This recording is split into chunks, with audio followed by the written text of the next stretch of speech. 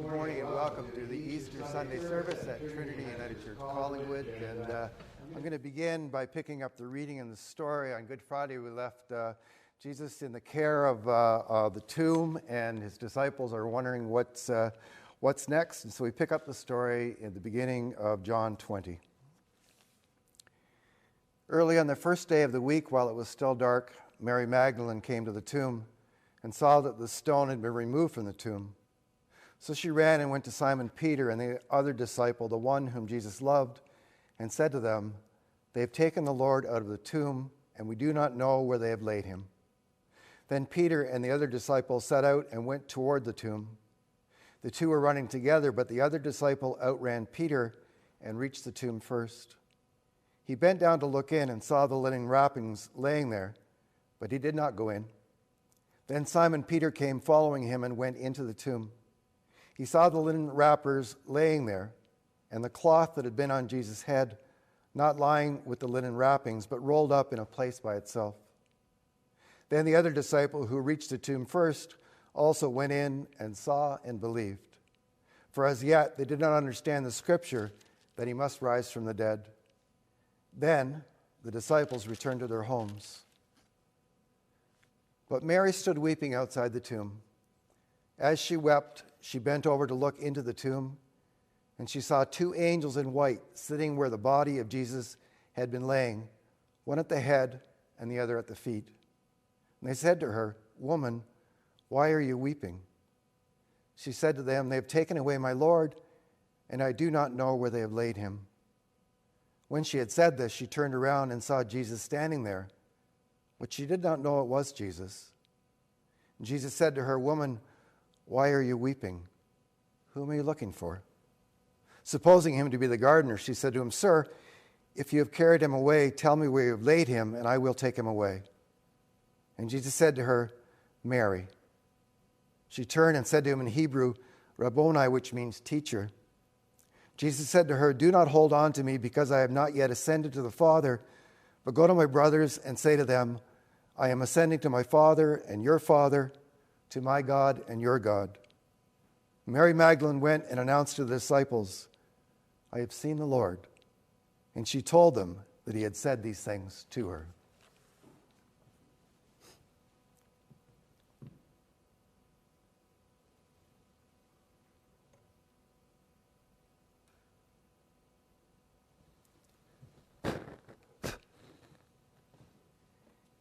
He is risen.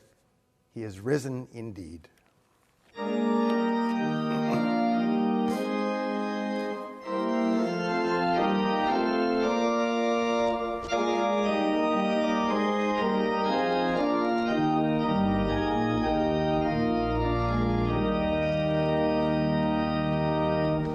Crown him with many crowns, the Lamb upon his throne. Hark how the heavenly anthem drowns all music but its own.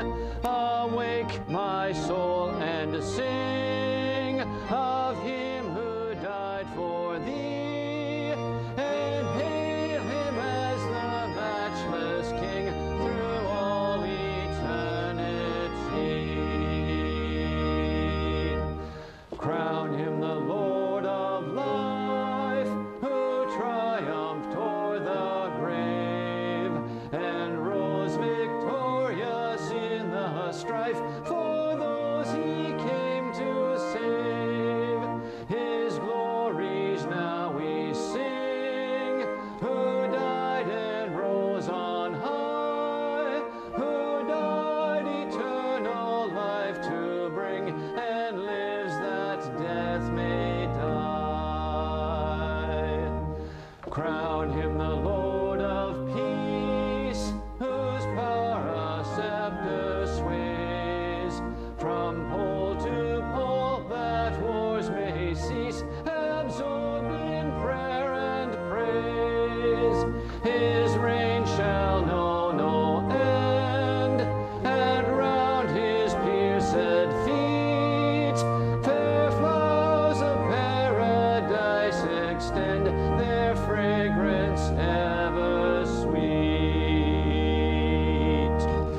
Crown him the Lord of love. Behold his hands and side, rich wounds yet visible above, in beauty glorified.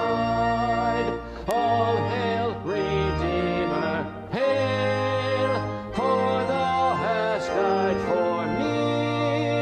Thy praise shall never, never fail through all eternity.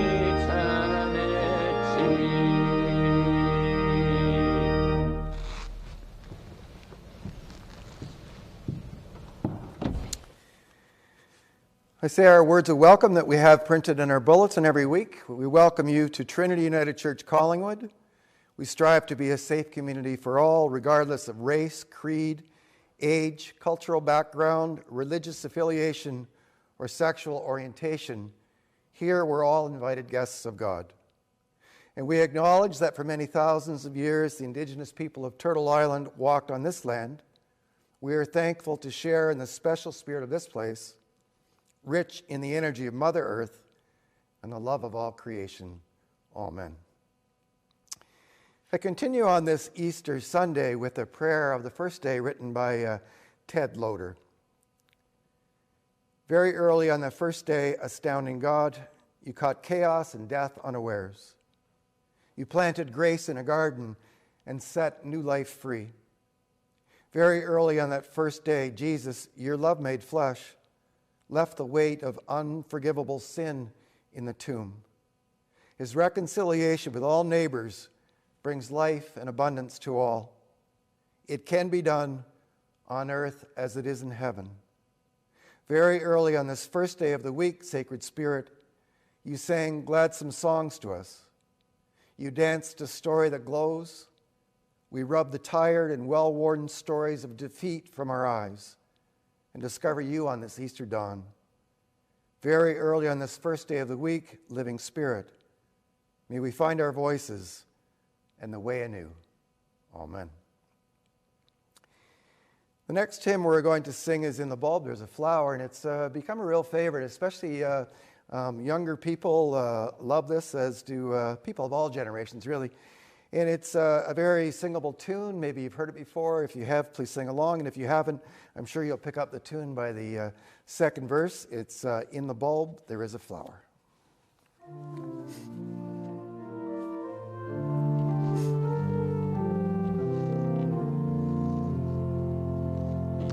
In the bulb there is a flower, in the seed an apple tree, in cocoons a hidden promise, butterflies will soon be free. In the cold and snow of winter there's a spring that waits to be unrevealed until its season, something God alone can see. There's a song in every silence, seeking word and melody. There's a dawn in every darkness, bringing hope to you and me.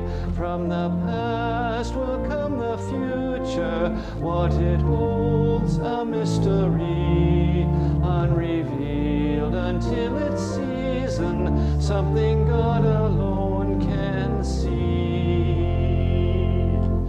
In our end is our beginning, in our time infinity, in our doubt there is believing, in our life eternity, in our death a resurrection, at the last a victory, unrevealed until its season, something God alone can see.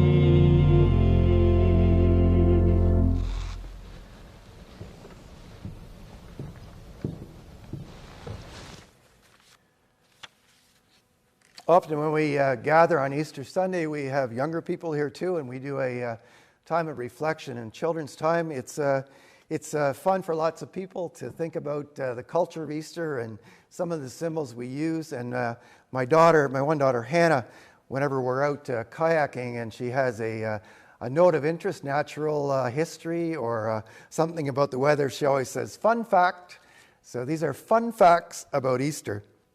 The name of Easter is actually unclear where it comes from. There's been a long debate about its origin, and no one's really clear.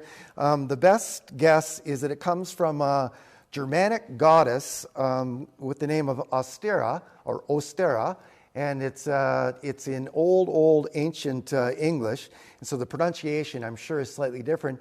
And that seems to be mentioned in literature early on, and that seems to be one of the most likely sources of where the name Easter came from. It's a date. It's unlike Christmas, which is always on December 25th. It's a movable date. It's according to the lunar calendar, not the solar calendar. And it was originally established at the Council of Nicaea in 325 in the Common Era. They were trying to figure out how to fix a date, and they decided to stay like Passover, which is also dictated by the lunar calendar. So they stayed with the lunar calendar, which I think is a wonderful metaphor for Easter, because it's mysterious, and as it moves around, the earliest it can be is March 22nd, and the latest it can be in our calendars, April 25th. It has to be the first Sunday after the spring equinox, after the full moon. So it's a very interesting position. And our Easter, the Western Christian tradition, our Easter date almost always differs from the Eastern Orthodox Christian date, because they follow the Julian calendar and we follow the Gregorian calendar, and somehow that moves around even though we're both following the lunar calendar. If you want to look up the differences, believe me, they're complex. You can go to Wikipedia and look that up on, you can do it now if you want, or do it later too.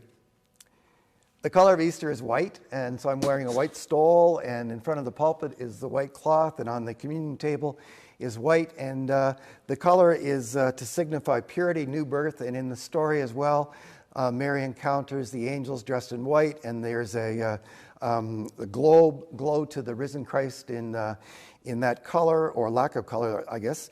It's one of the main symbols of Easter is also the lily, which was known as the white robe of the apostles, as a flower.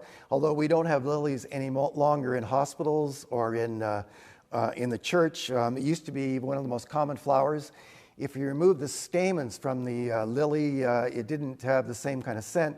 But the lily is quite toxic to a number of animals, cats included, and so it's avoided. And it's also got some toxins it gives off. I think there's cyanide in it as well. And so the practice now, you go into most buildings and there's a sign that says specifically no lilies allowed. But this was part of the Easter story for many, many years. The symbols of the Easter story are the empty tomb and also the hot cross buns, sign of the cross. There's a number of variations of how that came to be. And the butterfly is often a sign as well, as a sign of metamorphosis. The pupa of the butterfly, or the butterfly itself, is seen as that place which changes completely the shape. And so in the Easter story as well, Christ emerges, and it's quite interesting. In all of the stories, no one recognizes the risen Christ. So his features, the story is quite different from the human Christ appearance. And so that's part of the story of the resurrection. It's about complete transformation. Chocolate, well, I don't know anything about where chocolate came from, except everyone likes chocolate. And bunnies and eggs, well, I guess we understand those as part of the spring signs of fecundity, fertility, and so on, and new life. And so these are just some of the signs of the Easter season. And I'm sure that you know some about some of them, and maybe not as much about others. But it's a very important part of our culture in Western culture for sure, and these are some of the signs of Easter that we've shared for many years. The next hymn we're going to sing is The Spring Has Come, and if you have a Voices United hymn book, you can see the time changes in it. It's a tricky hymn, it's a fun hymn, and I'm not sure whether you'll get onto it right away if you haven't heard it before. There's I don't have the signature times, but there's about 4 or 5 time changes within the hymn. But I hope you enjoy it and have fun with it. The spring has come.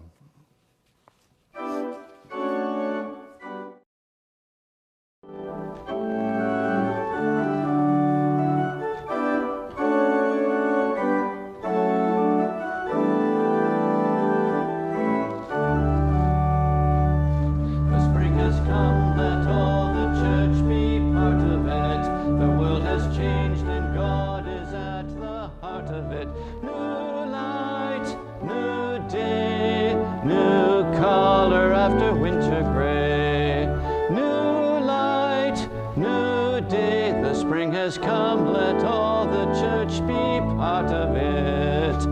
The sun is warm, let all God's children play in it. The world expands, let's spread the gospel way in it. New leaf, new thrust, new greening for the love of Christ. New leaf, new thrust, the sun has come, let all God's children play in it. The spring has come, new people are the flowers of it. Through wind and rain, new life is in the showers of it. New blood, new shoot, new hope will bear the Spirit's fruit. New bud, new shoot, the spring has come, new people are the flowers of it.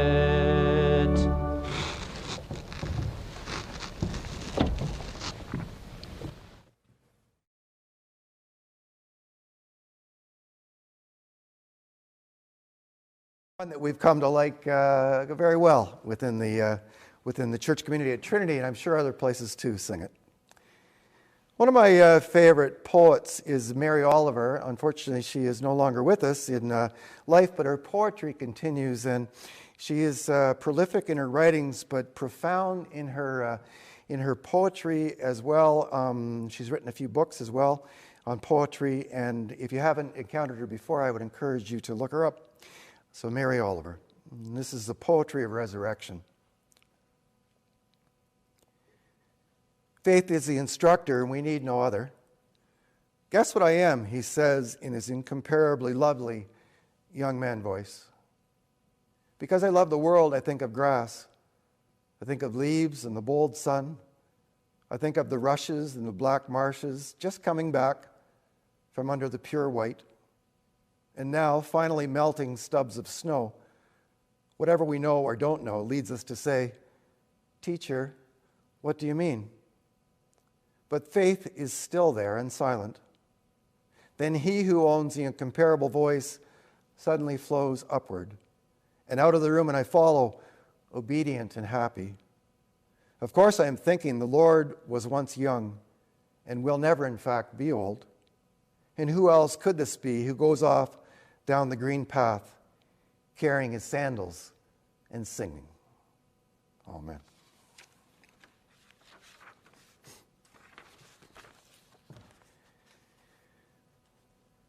There's a lot of singing today, as is always the case in our Easter services. And Paul is kind enough to wear the mic and to sing and play the hymns at the same time. Whitey has continued to assure me that he turns my mic off when we're singing, and I hope that's true. And so the next hymn we're going to sing is 151, Lift High the Cross.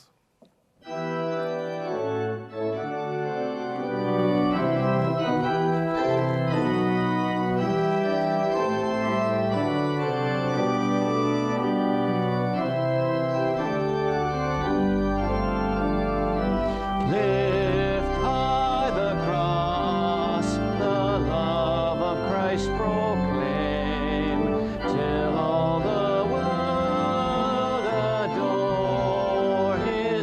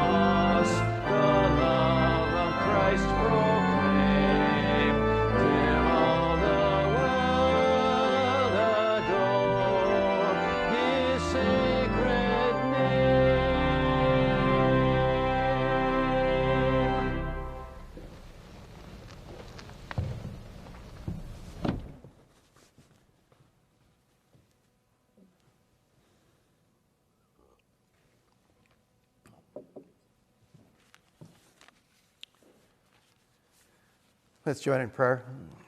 God, may the meditations of our hearts in this Easter story find us in places in our deepest despair and lift us to new ways and new practices. Help us be your Easter people, your Easter church, the one that rises in the time of the deepest gloom to tell the good news. In the name of Christ, we've gathered around the story and with each other in virtual space, but still together. In the name of Christ, we pray, we preach, and we sing, and we gather. Amen. Well, I don't know if there's ever been an Easter Sunday that I've welcomed so strongly after so many weeks and days of dire news. To encounter this Easter Sunday story is one that's sorely needed in most of our lives. We've been hunkered down in our houses with generations together in ways that are, to us, quite unnatural. In times gone by, they would have been pretty normal. But in our lives, as we all go about our busy lives in different places, suddenly the generations are coming together in houses and having to stay and get along with each other in ways which are new. And I think in some places it's working very well, at other times not so well. And unfortunately, I know there's also a rise in domestic violence. And so it's not all good news everywhere, but I think in more places than not, the generations are with each other in ways that are becoming meaningful. There's a slowness to the pace. No one really has many places to go right now. And around Thornbury, when we're walking, it's whereas before we used to walk and rarely see anyone on the streets, now we walk and we have to cross the street numerous times to avoid each other getting too close, but lots of hellos and highs and people walking at a pace that I think is in keeping with this time. There's a slow pondering and consideration of our lives and the space, and in some ways it's quite a welcome change to our frenetic lives before. In the generations we're learning, and I think the younger generations bring with them the savvy and the technological savvy of how to greet each other and how to be with each other online. And over the past number of weeks, whereas even a month ago I'd never heard the word Zoom as accepted in a cartoon, but I've learned to be on the platform Zoom with a number of meetings, and it's an odd thing. And the other day we were having a church board meeting actually, and me, who have just encountered Zoom in the last 2 weeks, Mr. Know-it-all was trying to tell someone else how to turn their sound on. I thought, my goodness, what do I know about any of this stuff? But we're learning. We're also learning, I think, about the stories, about the people who've gone before us. And I think lots of us are asking questions of the elders among us. Of course, I'm rapidly becoming one of those, about what happened in the times before, what happened in the 60s, in the Cuban Missile Crisis, what happened after the assassination of John Kennedy. We ask even older questions, what happened after the Second World War, during the war, what happened? And those of us who have people, and it's only 100 years ago now, so we certainly knew people, we would ask them, what happened during the Spanish flu? And what happened during the First World War? And so on. So we're learning, I think, the stories, our old stories, and revisiting them. What happened and how did you get through? And this is the gift of the young stories about the technological going forward, but also the stories about our past. I was reminded of a book written by Bruce Chatwin called The Songlines, and he writes about the culture, the Aboriginal people in Australia. And he's talking about, he's watching them go on their walkabouts, and they go off into what we see as a featureless outback, and they carry with them only a staff and a small flask of water, and one could rapidly run out of water and die in such a hot, dry environment. And they proceed boldly and without hesitation on these walkabouts. And he asks them, how do you know where you're going? And the answer is, we're following the song lines laid down by our ancestors. As long as we stay on the song, as long as we stay on the lines laid down before us, we will find our way. And in a similar way, in our time and in this time, we're finding our ways on song lines laid down by the stories and songs of those who went before us. It's frustratingly slow for us in our click culture. We're used to, if our computer doesn't respond within 2 clicks, we're ready to turn it off or throw it against the wall. And it's not something we're used to, this slower pace of life. And so we look to our news feeds, Is it next week we can go back to normal? Is it the week after that? And I think we're learning slowly, it's starting to dawn on us, that this is a longer-term story in which we're involved. And how we get through matters the pace we set. It's not a sprint, it's a marathon. And so we need to slow our pace and to start to remember that we're part of a new story and a new way of being in our time and culture. It's one of my favorite artists, Bruce Cockburn, writes a line in the song, Waiting for a Miracle, how come history takes such a long, long time? And the reason it takes such a long, long time is because we refuse to acknowledge it for a long, long time. And yet it's upon us. And eventually, whether from fatigue or insight, we start to realize that we're living through a new story in a new way, and it's changing us in ways we haven't yet imagined. And even as I speak, I know the artists and the poets and the songwriters are composing songs about this time, which will become important touchstones for the people that follow us. This resurrection story, at which we find ourselves on this Easter day, is not a quick thing. It's although we give it a 3-day time in our culture, so Good Friday, there's death, Saturday, there's waiting, and Sunday, resurrection. This Good Friday, Saturday, the Triduum, may have taken 20 years to actually occur to the people that there's a new story in a new song. The resurrection takes a generation. It takes a long time to come to the fore and to come to know, and it's not a way of telling by way of word, it's by way of melody and art and way of expressing new history in our midst. Today is, you can see behind me, I think we usually have a brass section here and full choir, and the place is packed. And on this day, I can sing as loudly as I want because I'm drowned out by the organ and the horn section. And so we all sing loudly and boldly on this day. And it's a practice of telling the story in a way, not in words, but by way of music and by way of hope. And something lifts in us that's inexplicable on this day. It's interesting that our secular culture hasn't made too many incursions into the Easter story as a secular event, not like Christmas. Christmas has become the story widely embraced and sung about in many songs. They become part of our culture.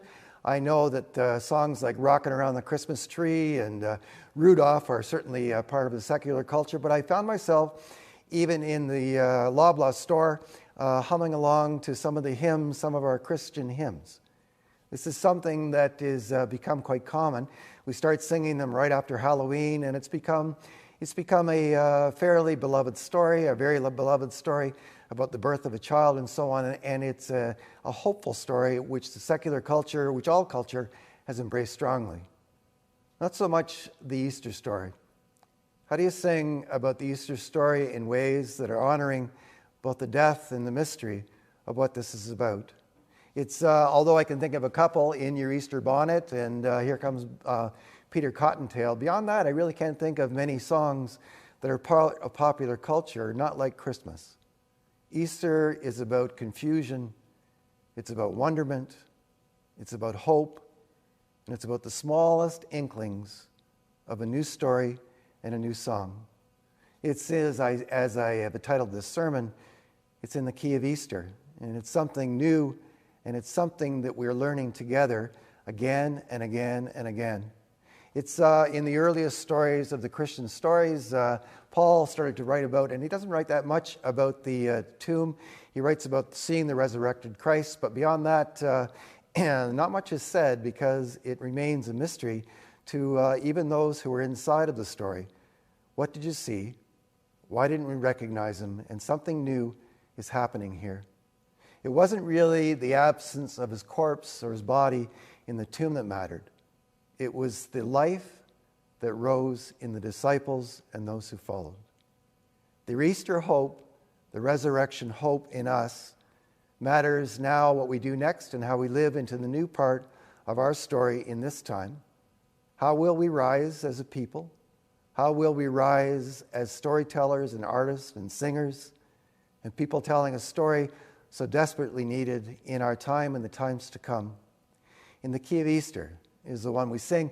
It requires some suspension of what we know in our scientific minds, that moths can't fly to the moon, and as far as we know, people who have died do not rise, and yet, this is a story that reaches us by way of music more than anything else. Can anyone explain to us why Mozart or Bach, why the Rolling Stones, why modern songs reach us in a way that nothing else does? This is a time of telling the new story and remembering our old stories. If you go right back to the beginning of our own scripture, we remember that God brooded over the time of chaos, and in the beginning started anew to tell a new story. This is a signature tune throughout Scripture, throughout our culture, if we allow it to be. We rise with new hope. He is risen, and so will we. Amen.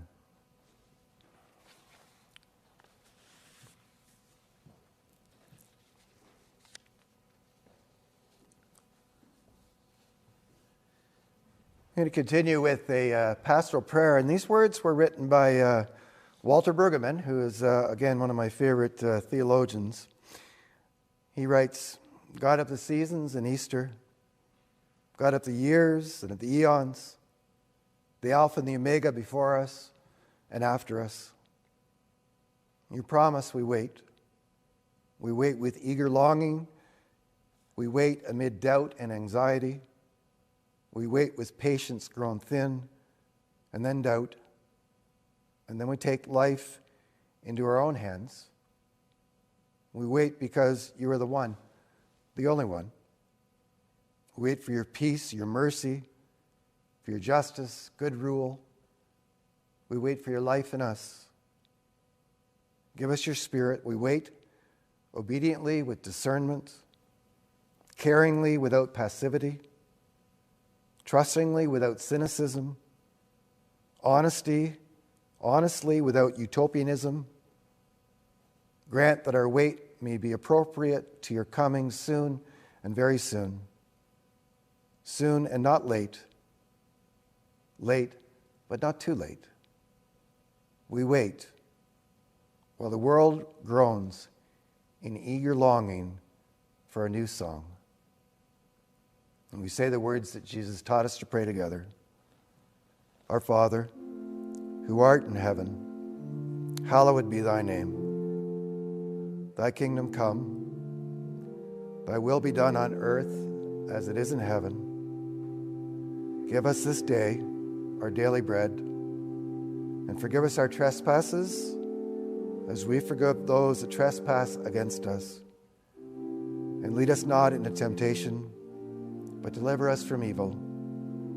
For thine is the kingdom, and the power and the glory, forever and ever. Amen.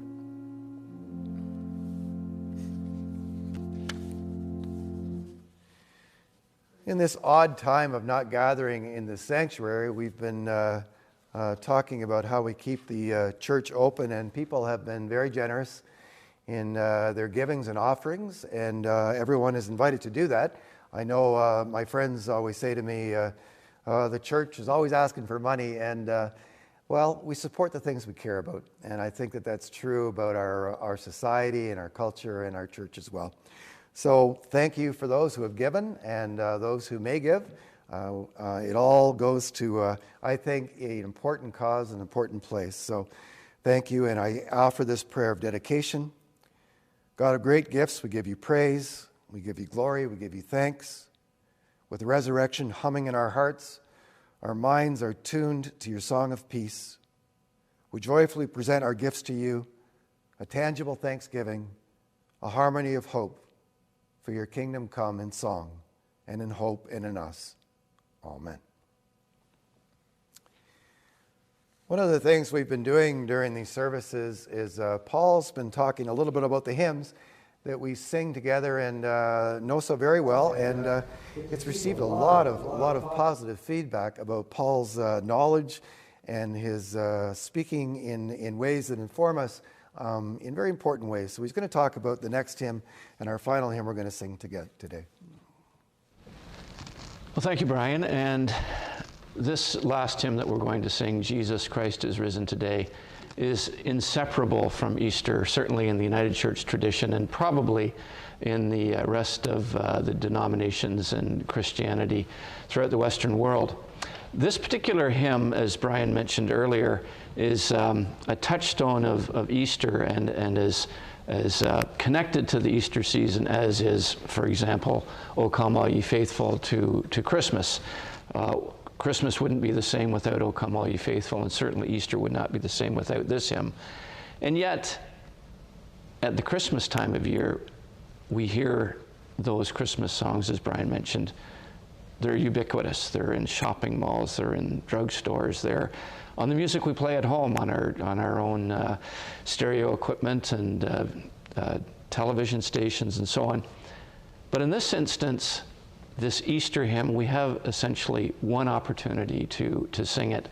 And it's regretful, given the pandemic, that we're not able to join voices together. And as Brian mentioned, and symbolically, we have the instruments on display this morning to celebrate the rapturousness of this particular hymn. So I want to talk a little bit about the words and the origin of the words, but then I want to spend a little bit of time talking about the music. This hymn, both words and music, is among the oldest ones in our hymn tradition. And in fact, we don't know who wrote the words, nor do we know who wrote the tune. What we do know is that the words date back to the 1300s, and in Latin. They were originally written in Latin. There was 11 verses.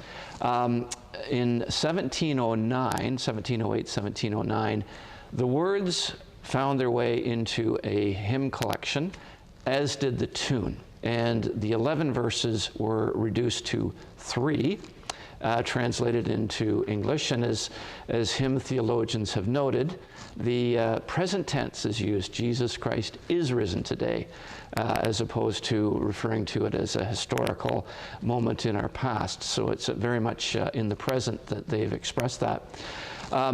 The prolific hymn writer, Charles Wesley, added a 4th verse not long after, and so the 4-verse version of this hymn is pretty much codified for our hymn tradition. The tune, as I want to spend a little bit more time talking about, first appeared in 1708 in that collection of hymns, and it was modified a little bit in the century that followed, but then took its present form and has been that case for well over 200 years. So the hymn and the music are part of our tradition for well over 300 years now. So I want to talk a little bit about the music. First of all, the range of this hymn is an octave and 2 notes, which is a little bit unusual, which means that the following notes form part of this particular hymn. So from the lowest to the highest is an octave plus 2 notes. And in terms of comparing that to other hymns, I'm going to hearken back to last week's hymn, which we spoke about, the Hymn to Joy, Beethoven's masterpiece. It is actually essentially only 5 notes, these particular 5. And that's essentially the 5 notes that form that particular well-known hymn. So this piece, wide range in terms of the lowest note to the highest note, in terms of the melody. And the other thing that I want to spend a little bit of time talking about is the modality of this particular piece and the modality of church music in general. And I'm sweeping across centuries of music history and so on to arrive at this point. But essentially, when I speak about modality, I'm talking about the major and minor modality. And the major modality tends to associate with happiness, with optimism, with forward thinking and so on, whereas the minor modality tends to be associated with the darker parts of our human experience. And to extrapolate that on a little bit further, for many of us who know Handel's Messiah, the the more complex, the more darker, the more musical imagery of complexity is associated with the passion and suffering of Christ. For example, behold the Lamb of God who taketh away the sins of the world, which starts off the section of the Passion in Handel's Messiah, is dark. It's using minor keys, minor chords, and so on. In this particular hymn, it's very much the major key. And in fact, there are only 2 minor chords in this entire hymn. Most hymns have a mixture of major chords and minor chords, but generally speaking have a overall modality of either major or minor. So in terms of a practical application and illustration of that, I'm going to play for you the melody of this hymn as written and in the major modality.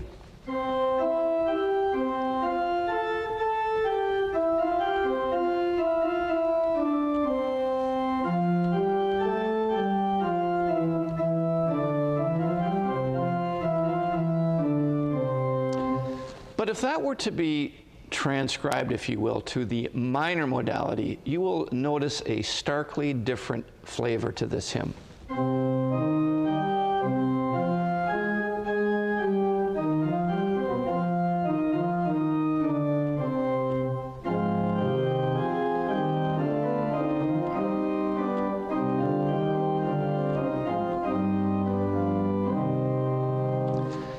So that illustrates how the modality of a hymn can have a profound effect on how we as humans experience it. As mentioned, this is in the major modality, so it has that sense of brightness, optimism.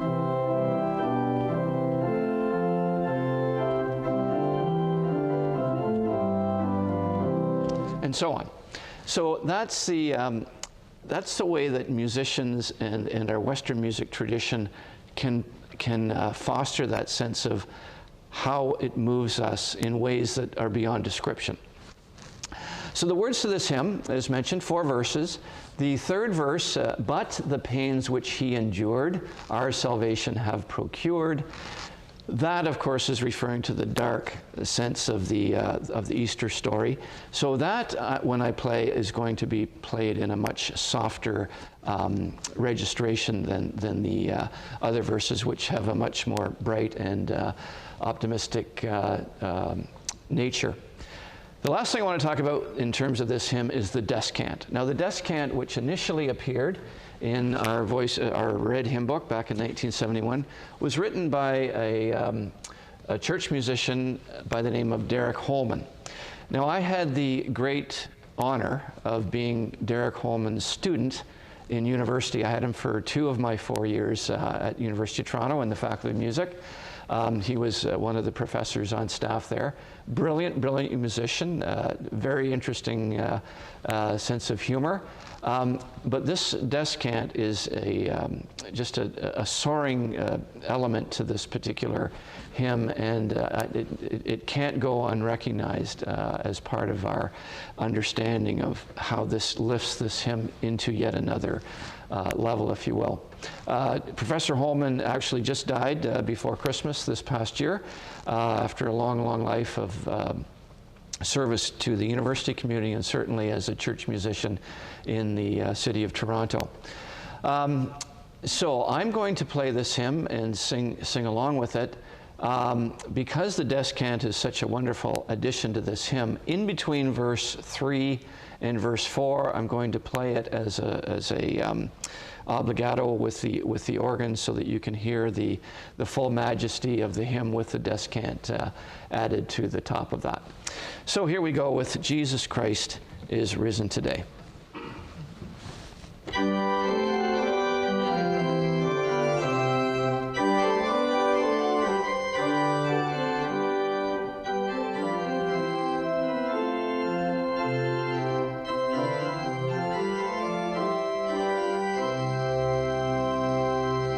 Jesus Christ is risen today, hallelujah, on triumphant holy day, hallelujah,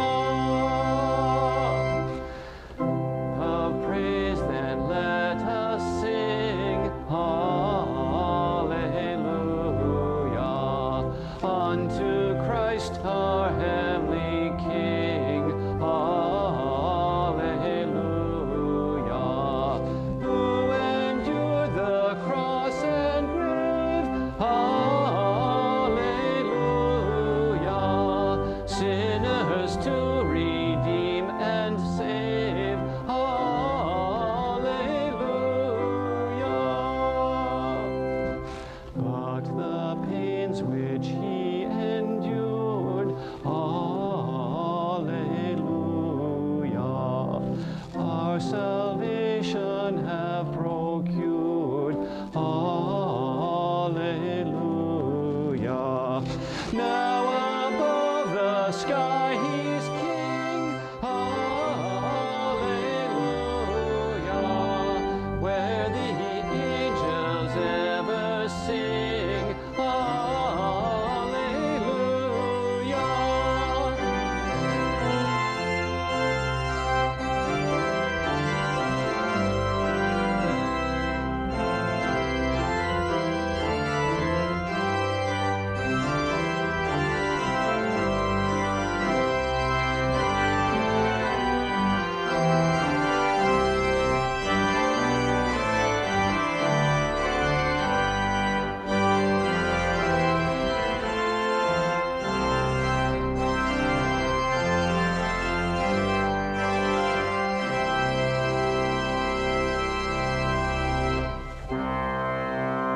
Sing we to our God above. Alleluia. Praise eternal as God's love. Alleluia. Praise our God, ye heavenly hosts. Alleluia. Praise the Son and Holy Ghost. Alleluia.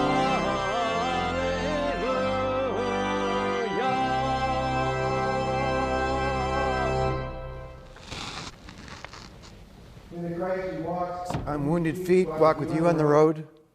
May the Christ who serves with wounded hands stretch out our hands to serve.